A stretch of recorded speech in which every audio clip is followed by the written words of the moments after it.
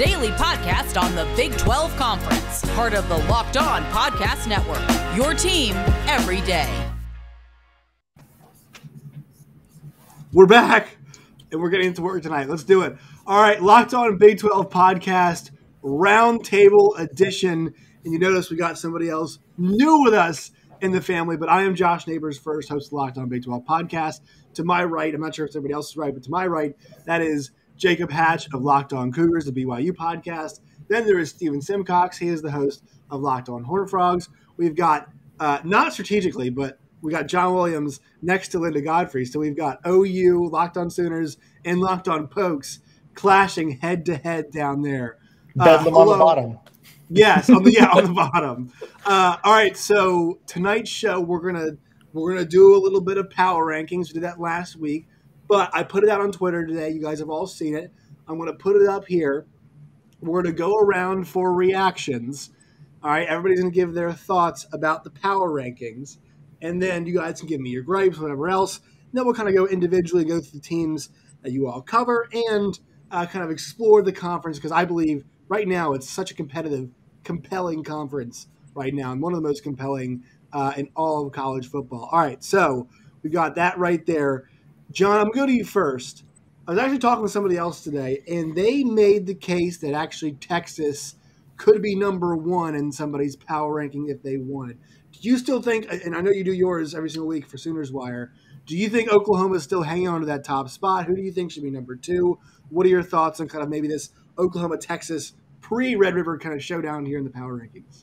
Yeah, it's like D'Angelo Barksdale told Bodie Broadus and Wallace on season 1 of The Wire, the king stays the king. And until somebody knocks off Oklahoma, they're number one. And there's a good chance that could happen this week against K-State. Chris Kleiman has got Lincoln Riley's number, at least in the first two matchups. And that Texas matchup, man, it's got me nervous. And it should have most Oklahoma Sooners fans. You know, Oklahoma's got a defense that might be able to slow down Casey Thompson. Like, what are we even talking about right now? Like, Casey Thompson is a quarterback that you have to worry about slowing down. So, the two offenses are going in completely different directions right now.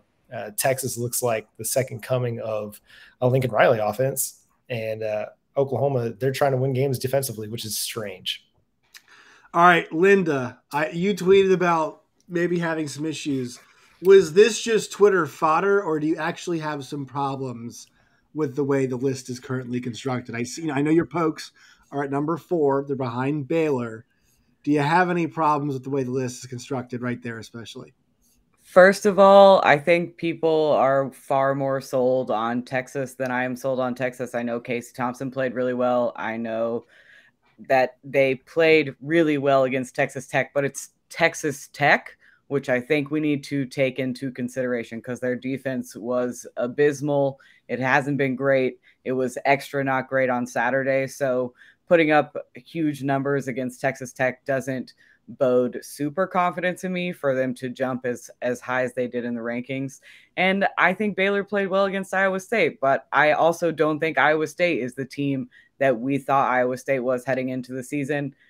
Oklahoma State has flashed on defense all season, and they finally put together at least a half of really well thought out offensive play. So there, maybe I'm biased. I'm probably biased, but I think they are better than Baylor. I think they may be better than Texas because I'm not sure that Texas proved enough playing against somebody like Texas Tech. Here's the thing. I have Baylor ahead of Oklahoma State. I think Oklahoma State beats them this week, though. But I just think from a part of this also, too, is I like to give each kind of team their shine, right? I had Kansas State number 2 last week, full well knowing what was coming for Kansas State. Not just this week, but in the coming weeks. I was kind of trying to give them their shine with the opportunity to. I think it's Baylor's turn, if you will. I think really that's kind of where we're at, because if you think about, and Stephen, I'm kind of go to you on this. You can talk TCU or two, but I know, obviously you worked in this market and you're very familiar with Baylor. But in terms of teams that have reached their potential or executed and competed to the highest possible standard, I mean, Baylor is the team that has done the best job. They had a pretty much flawless first month of the season in terms of record and also performance, and that kind of manifested itself because I actually thought Iowa State played a really good game on Saturday, and I thought Baylor went out and beat them. So give me your thoughts on that, and then also, am I jobbing TCU by putting them at number 8?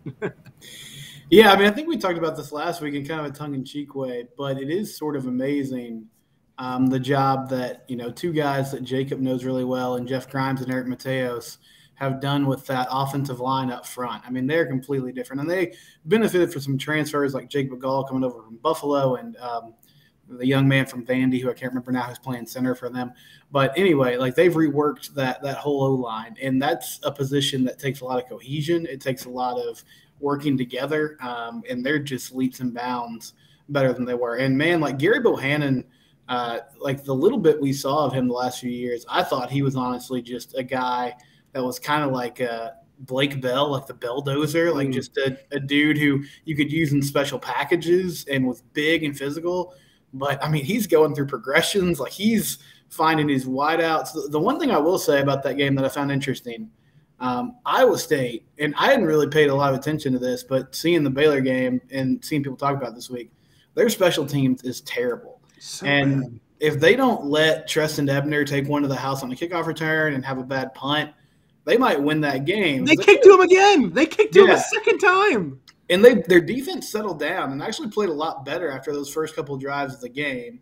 So do people learn from that at all? Do other teams have the personnel to do what they did against Baylor later in the game? And, before I get to TCU, I did want to say I would – not just because I have a healthy level of respect and I'm a little bit scared of Linda, I would put Oklahoma State a little higher as well. I think that resume with the win on the road against Boise by basically just playing like a lights-out defense, beating a well-coached, disciplined K-State team thoroughly at home was really impressive. And as far as TCU goes, I mean, I do think they're better than 8, and I feel like they'll bounce back somewhat this week. I'm not picking them to beat Texas, but I think that'll be a competitive game.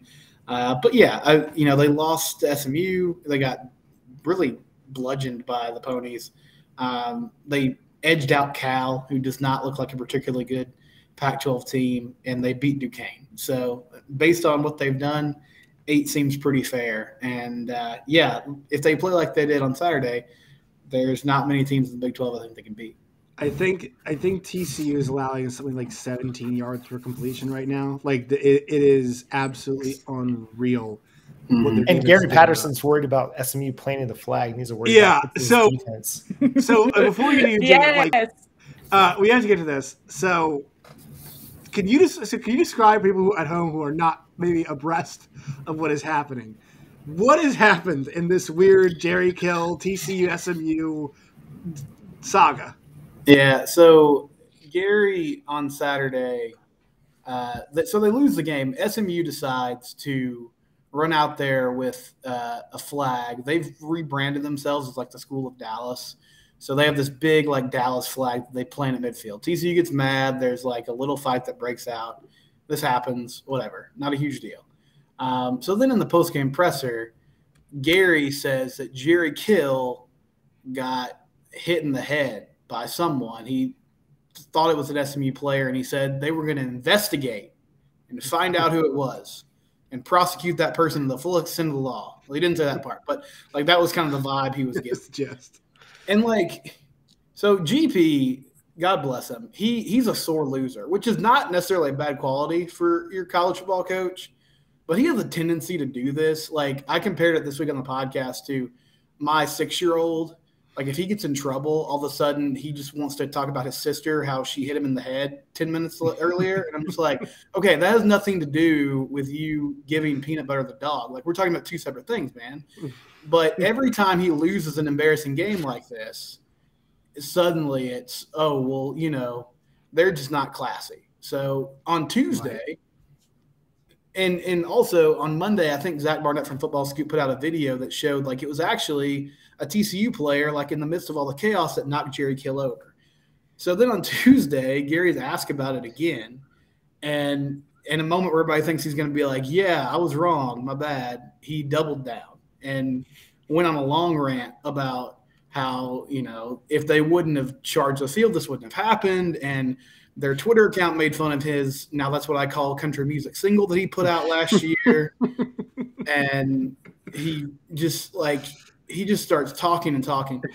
So yeah, that's what's going on. We not only lost to TCU or to SMU, but now our coach has made a mockery of himself in the middle of the week. I loved your tweet, by the way. It was what it was exactly what it says, like losing to SMU. It was like, yeah, that's maybe. And losing to SMU and then undermining your AD. It was awesome. It was the Drake meme where he's like, it's like one's like that, and then he's like, yeah, because also in the middle of all this, SMU comes out with a statement, and their AD is like, I talked to Jeremiah Donati, the TCU AD, and he told me, hey, Gary's going to back off these comments. Like, don't worry. Well, Gary did not back off those comments. Gary's got so much clout where he's like, nah, I'm good. Yeah, it's like, whatever. I don't care. love the athletic department. I think what's interesting here is like, I have a lot of concerns about Gary Patterson because we keep saying like, the turnaround's coming. The turnaround's coming. Like I don't want the end to be this comical, but maybe if there's a way to go out, maybe this is the way to do it. Would you say that's okay, Steven? Yeah, maybe it's the way to do it. I mean, listen, like this is who he is. He is your crazy grandpa at Thanksgiving, and like when he's winning games, it's cool, it's endearing, and it's sort of like, yeah, Grandpa Joe says some silly things, but he also always brings candy, and he's a fun guy. But when he's losing, it's just like, man, we got to take care of this dude. Like, we got to bend over backwards because he likes to watch Matlock at 3:30. This is getting clipped. I'm clipping this, by the way. Steven, can I just say I am super excited to have Gary Patterson facing BYU again because there were some absolutely epic rants back in the day when they were members of the Mountain West together. So I'm very excited. Mountain West rivalries. Let's renew them. I like it. Speaking of which, so now, Jacob, I want to ask you, where do you think BYU would fit into this schedule here, or this power ranking here? Because they've had such a great start to the season, a little bit surprising, and then also you can talk a little bit about former BYU coaches Mateos and Grimes and the job they've done at Baylor with that offense. So where do you think BYU would fit, and then talk about those two coaches if you could. Well, funny enough, I'd actually have them jostling with Baylor right there, probably for that number 3 spot, right behind Oklahoma and Texas. I think that's kind of where they would slot in. BYU off to an absolutely dream start, 4-0 on the year.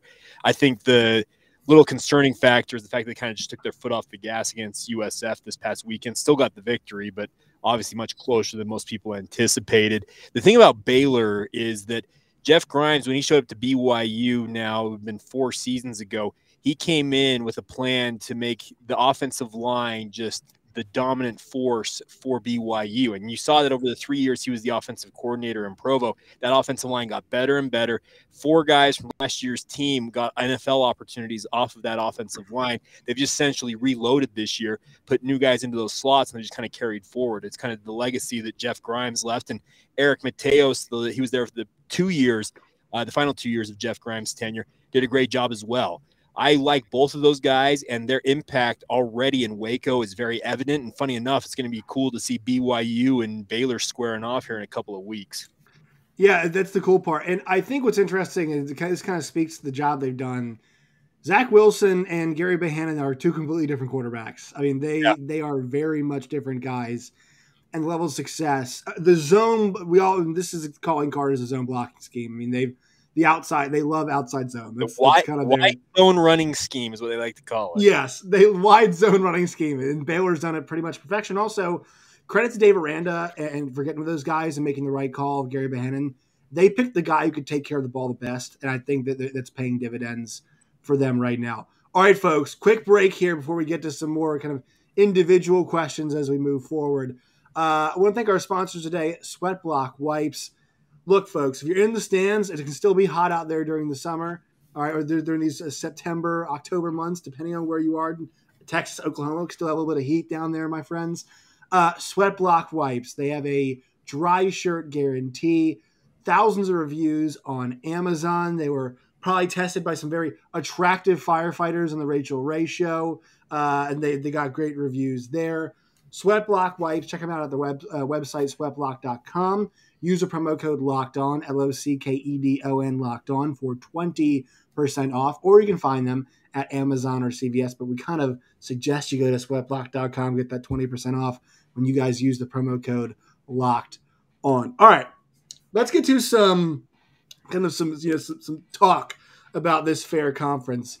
John, the Twitter conversation in the Oklahoma community is absolutely a fun one. The Spencer Rattler, the Caleb Williams conversation. It's overblown. It's ridiculous. But what are your thoughts? What is the fixes, plural, that this Oklahoma offense can employ as they move forward? Yeah, so I kind of threw it out there initially in jest on the Locked On Sooners Twitter account at Locked On Sooners. And I said, the answer to Oklahoma's problems on offense isn't less Spencer Rattler, it's more Spencer Rattler. And by that, I mean going to that traditional Mike Leach air raid where you're going to go 4 or 5 wide receivers and you're just going to sling the ball around. You're going to throw quick passes, use quick route concepts. You're not going to let him, try to wait for the scissors route concept, the corner post to develop downfield, or wait for that big 9 route to develop where he's having to, hold the ball 3 seconds and then try to make a play. No, you're setting him up so that he can throw quick slants, quick outs. Use the Mike McCarthy, Aaron Rodgers, slant out combo. Like use that over and over again until they can stop it. Against Tulane, they really rolled it out and it was working. The bubble screen game. I mean, they were throwing a ton of bubble screens, which I hate the bubble screen. Like it's not quite the tight end screen, but I don't like the bubble screen because I don't like throwing behind the line of scrimmage. But you got to get the ball out of Spencer Rattler's hands quickly. Go air raid, just fully embrace it, and then spread these teams out. And then when they give you light boxes, that's when you run Eric Gray and Kennedy Brooks. Your offensive line is doing okay. It's not been great. It's not been what Oklahoma's standard is. Yeah. And so figure out a way to get the ball out of Spencer Rattler's hands quickly and just let him sling it. Just go full in, go all in, and whatever happens, happens. But I think Lincoln Riley getting back to his roots in the Mike Leach air raid, that's the way to go for Oklahoma's offense. I'm with you on that. The bubble screen can be effective, especially for teams not running the ball very well. It can almost be kind of your run game. So I think you're spot on with that. Linda, your team played a good half of offense, I guess. I mean, an explosive half. I will say this: I don't think it's any coincidence that the best game Oklahoma State's offensive line had also ended up being the best game Spencer Sanders had. Well, it was the second week in a row that we rolled out the exact same offensive line, which is something that I preach day in and day out, that consistency. Like, I want them to live together. It's one position, ultimately. Multiple people make it up, but if they don't all work together, then the offensive line doesn't really matter much. So that consistency was huge, obviously, against Kansas State. We also had a bunch of weapons back in our wide receiver room. Tay Martin obviously makes a difference in the passing game.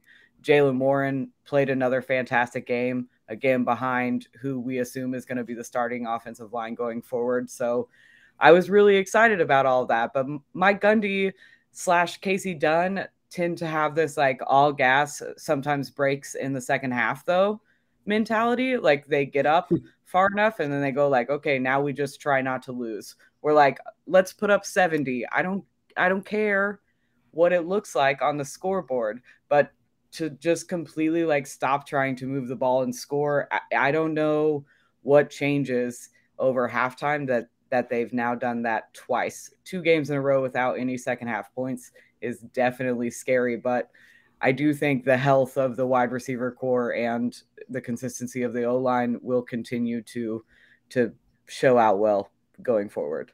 Yeah, big test this week with Baylor. Steven, I mean, more confusing than Gary Patterson's comments are what in the hell is happening to that TCU defense? I mean, they can't stop the run. They did force 3 interceptions, but also when they weren't picking the ball off, they were getting absolutely shredded by SMU's passing game and Tanner Mordecai. What's going on there? And what's the kind of conversations about what they can do to kind of get this thing turned around on defense? Right. Yeah. The most concerning thing to me about the loss Saturday, a couple of years ago when SMU beat them, Sonny Dykes spent some time on staff there at TCU, and they came out and they're running like a lot of trick plays and kind of throwing the kitchen sink out there, and they fell behind and then they couldn't come back. So you sort of felt like, okay, well, he had obviously a really good idea of how to attack Gary Patterson. But this game, I mean, it was just line the ball up and run. I mean, there wasn't anything fancy about it. They're getting shoved off the ball. Part of that was Corey Bethley was out, their senior defensive tackle. And he should be back this week. but they're also probably going to face better rushing attacks than the SMU Mustangs throughout the rest of the season. So I don't really know what they do, Josh. I mean, Gary's obviously really sharp and he can scheme things up, and they tend to improve as the year goes on. But you really can't, I mean, there's nothing you can do strategically to account for your interior guys just getting shoved off the football. So I do think part of what happened was they were trying to slow down that quick passing game that SMU likes to work so much. And because of that, there were some light boxes. But if you put 7-8 guys in the box, you've also seen, as you said earlier, 17 yards per completion. Like, you have corners who are struggling in man coverage. So if they can get Noah Daniels back on the outside, get Corey Bethley back in the interior, those things will help. But there's some communication issues with some of these new guys. I think there's just a little bit of a lack of talent. And I don't know. In the past, they've been able to sort of come together, and by the end of the year, they look more like that TCU defense we've become accustomed to. I'm not sure this team has the personnel to do that. And if that's the case, then I think really the recipe is giving the ball to Zach Evans. So he had another big game on Saturday, and he had 18 touches, and that's a significant number, but it's still not enough in my mind. Like, when he gets his hands on the football, so far he's clearly been the best player on the field. So yes, slow down the game with him running the ball, and maybe that helps both sides of your team on offense and defense. I will say that's the one thing they play Texas this week. That's the one thing you got to do is kind of play some keep away, right? It's what you're going to have to do. The communication thing I want to touch on really fast, that has to be it. I mean, there was some stuff over the middle of the field this week where it's like, that's the only way guys were that open. It really felt like that. Yeah, I definitely underestimated like how much losing Trayvon Merrick and Ardarius Washington in the back end was going to hurt that team. Like, I thought from a talent standpoint, because they had some guys like Josh Foster and TJ Carter, the transfer from Memphis, came over, and he's played a little bit of safety and corner for them. But I mean, the signals and the calls, they're just it's breakdown after breakdown. Just responsibilities aren't getting shown. So I think that's where they're missing those guys the most, is just making sure everybody's on the same page and not letting receivers run free, because there's been a lot of that the first couple weeks of the season. Jacob, what is your thought on, I think the two teams that are outside of the Power 5 right now that feel like they've got a legitimate chance at going undefeated and having a chance to go to the playoff are actually two teams that are going to join the Big 12 Conference. It's BYU and Cincinnati. I think, personally speaking, if Cincinnati were to beat Notre Dame and run the table, I don't think they would be able to be denied a playoff spot. And here's my reasoning why. If Clemson had gone 11-1, 12-1, if you will, they would have gotten in, right? But their schedule would not have been as good as Cincinnati's schedule would have been, especially considering games against Indiana and one at Notre Dame, how weak that Clemson schedule is. And also BYU schedule, likewise, is a really it's robust as how I would describe it. I mean, they get Baylor, they've got Virginia, they've got USC, they had Utah, they had Arizona State. I mean, they've got good enough teams on there, I think, if they run the table to potentially make a case. What is kind of the conversation? I know it's a week at a time, but what's kind of the conversation been around this idea, if you will? Well, BYU fans, they're familiar with last year. They went 11-1. They came up a yard short from going 12-0. So they're very happy with how things are going in Provo right now. But I'm actually with you. I think Cincinnati, you go and beat Notre Dame in South Bend, you absolutely are on track. I would have no problem saying that Luke Fickell and the Bearcats should be in the running to make the college football playoff. Now, I do have my concerns, though, that I consider the college football playoff as currently constituted an invitational. It exists to uphold the Power 5. And there are teams inside that Power 5 who will always be held up, it feels like. I'm not looking at you, Ohio State. But it's just, I think that if either one of these teams were to make that run, it'd be really, really cool. The only thing about that is either one of these teams makes that run, that coach may be the next head coach at USC, because both Fickell and Kalani Sitake have both been in the running, or at least rumored to be in the running down there in Los Angeles to take over the Trojans. We'll see what happens. I know that BYU is intent on keeping Sitake. He's a guy who has always wanted to be in Provo. He grew up a fan of the program, played for the program, wanted to be the, for lack of a better term, Polynesian Lavelle Edwards. That's what he's always wanted to be. He'd like to stay in Provo, but at some point, money could come calling for him. And the fact that they've won 14 of their last 15 games, that's very attractive to some more high-level programs. Yeah, I bet a lot of the fans, and I bet the opportunity for him to lead them into a new conference too is definitely appealing. I don't know. I thought, isn't the rumor Anthony Lynn is weirdly being considered? It changes day to day. It was Eric Bieniemy for a minute there. Who knows? And the thing about Kalani and Luke Fickell, I think neither one of them have the sex appeal that USC is looking for. They want to win the prize conference, but they also want to win big. But we all know that the Pete Carroll thing, he was the fourth, fifth pick when he led them to all those glory years in the 2000s. So I don't know. We'll find out. But I know BYU is excited to have Kalani on board. They really are thinking, okay, this is a guy who's going to lead us into the Big 12. They're intent on keeping him in Provo, but you keep winning at this clip, and you're going to have plenty of people busting down your door saying, hey, come coach us. And one quick thing before we move on here, big announcement, they're playing Notre Dame next year in Allegiant Stadium. Yeah. Do you think that once BYU joins the Big 12, they're going to continue to schedule these kinds of games in the non-conference? At least that's the kind of the effort and the goal. Do you think that will change at all? They have game contracts as an independent out to the 2030s. So I was going to say they probably do. Yeah, there's a lot of amendments that are going to be coming. I think that all the folding games like the Baylor series that they've had in there. I think they have some other future Big 12 series that will obviously be folded in now, joining the conference.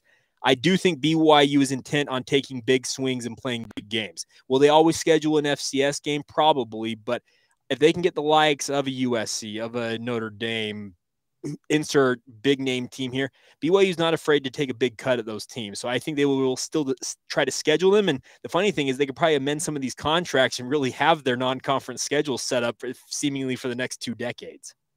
All right, we're going to go around and talk about something outside of the teams that we cover that we're most excited about this weekend. So be thinking, panel. But first, a word from our sponsors. If you're having auto issues, my friends, or if you're not, you just want something new for your car, rockauto.com. They've got carpet, paint, anything, brake lamps, whatever you need. Rockauto.com has you covered. You know the jingle. I'm not going to do it. Bad singing. You guys know the jingle. Come on, just do it. Ben Stevens from Big Ten could do it. I cannot do it as well as he does it. Rock Auto, that's the only part I can do. It is cheaper there at rockauto.com than a chain store, than a dealership. You'll be able to find any kind of part you need, thousands of parts from hundreds of manufacturers. Check them out now at rockauto.com. Make sure you write Locked On in their How'd You Hear About Us box. That way they know we sent you. Amazing selection, always low prices, all the parts your car will ever need. That's rockauto.com. And also our friends at betonline.ag. They provide the lines every single week on this podcast when I do my weekly picks. Whatever you guys want to bet on, whether it's last weekend, I was up in everything, folks. I was Formula One, Ryder Cup. You got obviously NBA futures coming up, college football and pro football both going on right now. Whatever you guys want to bet on, they've got there at betonline.ag. Use the promo code Locked On when you sign up. LOCKEDON Locked On. You'll get a deposit bonus when you do. Bet Online, they're your online sportsbook experts. All right, so John, going to you first. Outside of Oklahoma's contest against Kansas State, you can go inside or outside the conference, your pick. What are you most looking forward to this week?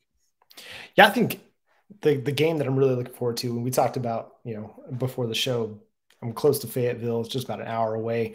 Really looking forward to seeing what Arkansas does against Georgia. I mean, are they a legit team in the SEC? If that's a game that they can hang in and actually maybe beat Georgia in, I mean, that win against Texas is looking better and better all the time. Can the Hogs do it again over the Dogs? Yeah, I'm skeptical. Yeah, me too. But it's interesting though. The fact that this game was a top 10 game, is right. It just, and actually to a point that was made earlier about Pete Carroll that Jacob made. Sam Pittman was the fourth. I mean, maybe not even fourth or fifth choice, right? I mean, what the job he's done, and I know Barry Odom, very familiar with the Oklahoma program, and his brother has been very involved there, and also somebody I know very well from his days at Missouri. Done a great job with that defense. One of those guys, probably better offensive coordinator than a head coach. He's done a great job, so I'm excited with that one too. Linda, what do you got? It's really unfair that you're not going to let me talk about how excited I am for Oklahoma State versus Baylor, but the Kansas State Sooner game, I will be glued to the TV because, we don't know what's going to happen with Kansas State quarterback room. Who knows who's behind center, but their run defense is going to really impact the way that Spencer Rattler has to play. They're going to have to play through the air. So I think John gets his wish about more Spencer Rattler in the game plan. And hopefully actually, I don't really care if it works out for the best, but and I'm pretty sure, I've already accepted the fact that my Denver Broncos are going to draft Spencer Rattler. So I'd like him to show up and play big if they completely shut down the run game, which I suspect they do. So I'm looking forward to that game. Yeah, I'm with you on that. Well, Skylar Thompson, it's mentioned he could play. I don't think we'll see him. I think they're going to try to get him back after that bye week. Yeah. All right, Steven, what about you? Oh, no, we can't hear you. You're muted, my guy. There we go. I'm so smart. TCU education, folks.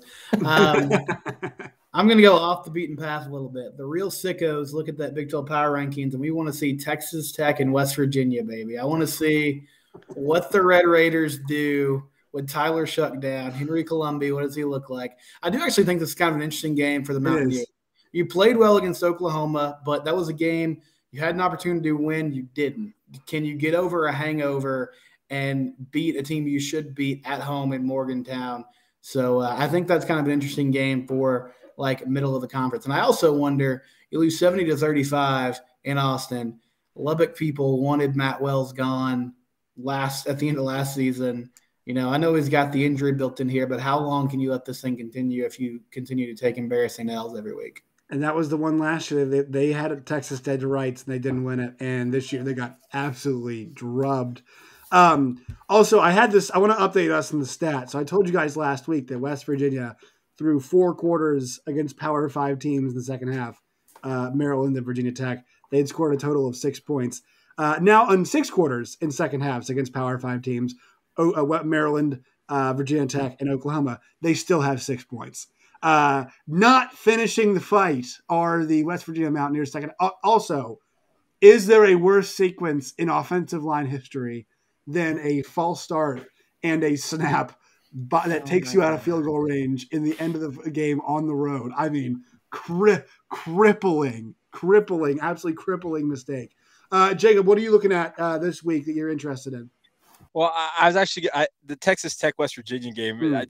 I call Let's go. It's just called the sickos game of the week in a way. It is. It's just kind of how things shake out. But I'm also interested in the Texas TCU game. Obviously, Texas got to go up the road to Fort Worth, and looking forward to that one. I do want to see how Texas follows up that game against Texas Tech. You explode for 70 points.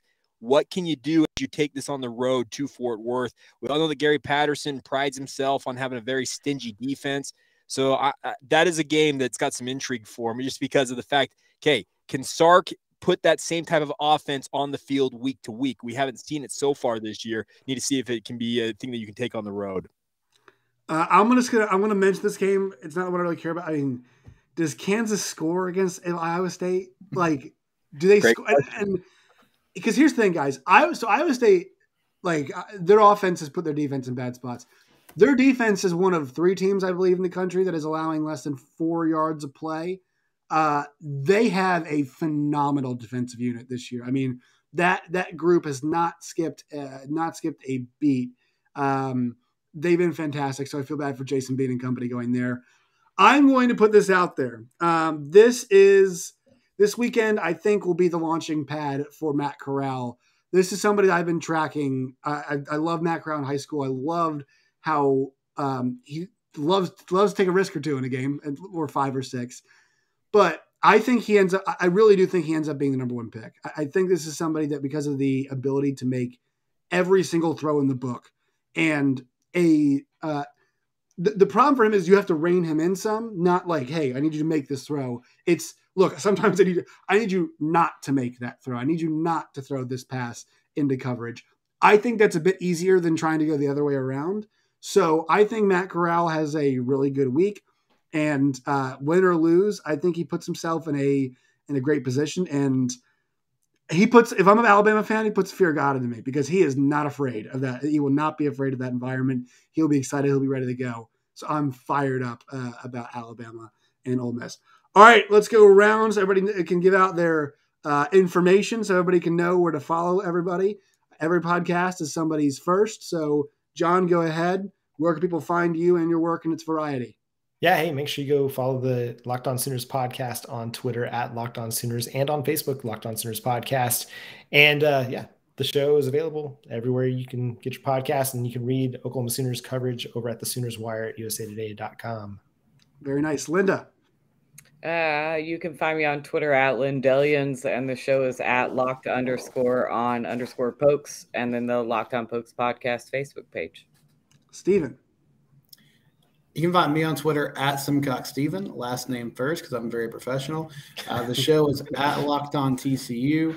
And yeah, if you want more frustrated TCU thoughts, come and join me, Frog fans. More Gary Patterson singles.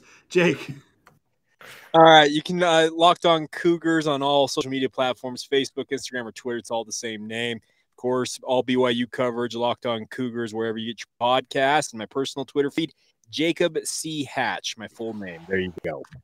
You can find me on Twitter at @JoshNeighbors_. You can find the show at LO Big 12. You can find us on YouTube and wherever you guys get your podcasts. And also, if you're craving some Nats coverage, you can find us at LO_Nationals. That's the other podcast I do, but they suck. So it's not really going right now. All right. It was fun, guys. See you all next Wednesday.